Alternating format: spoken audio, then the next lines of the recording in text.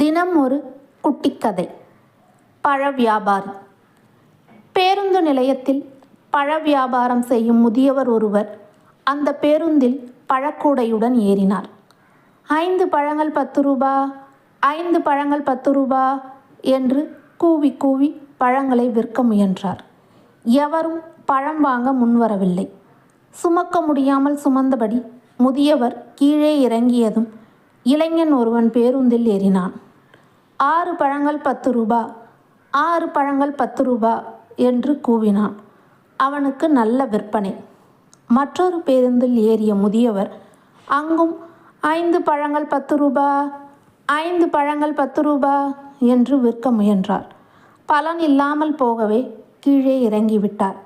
அடுத்து 6 பழங்கள் 10 ரூபா என்று கூவியபடி அந்த பேருந்தில் ஏறிய இளைஞன் ஏகத்துக்கு விற்பனை செய்தான். மிகப்பெரிய கம்பெனியின் விற்பனை ஆலோசகரான ஒருவர் இந்த காட்சியை பார்த்து கொண்டிருந்தார்.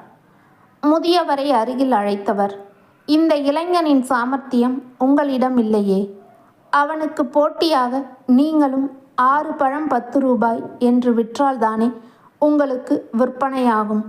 அதிக கொள்முதல் மூலம் குறைந்த விலைக்கு பழங்களை வாங்கி லாபத்தை குறைத்து அதிக விற்பனை செய்ய பழகுங்கள் தாத்தா என்று தனது ஆலோசனைகளை அள்ளிவிட்டார். முதியவர் சிரித்தபடி, போங்க சார், அவன் என்னுடைய மகன், இந்த பழமும் அவனது தான். 6 பழம் 10 ரூபாய்னு விற்றால் சட்டுன்னு வாங்கிறதுக்கு நம்ம ஜனத்துக்கு மனசு வராது.